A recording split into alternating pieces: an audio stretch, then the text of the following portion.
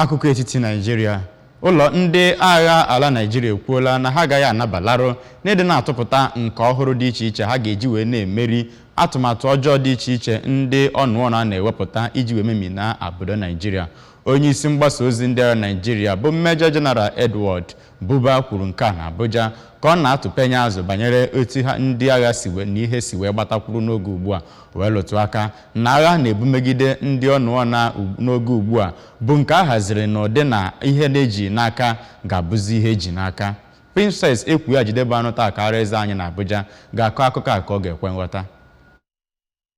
O kwuru na ndị agha ga-aga n'ihu ịwakpo ma wesasịa ebe niile ndị ekperima jiri mere ebe nzuzo dị iche iche n'ala Naijiria, nke gụnyere ebe mbukọta nke ala, ebe egwuregwu na ọhịa dị iche iche. Dịka o siri kwuo, ndị agha achọpụtala ọtụtụ n'ime ebe nzuzo ndị a, malite ọrụ ga-eme na ewesasịrị ha kpamkpam, ma kwuo na ọrụ izuụka gara aga mere na ndị agha gburu ndị mmenye ụjọ mmadụ 50, nwụchikọkwa 114 n'ime ha. Major General Buba kwupụtara na ndị ọzọ nwụchikọkwara ndị ohi mmanụ 19 ma napụta mmadụ 49 ndị ntọtọrọ. O kwenyere na n'akụkụ ndịda na ndị agha napụrụ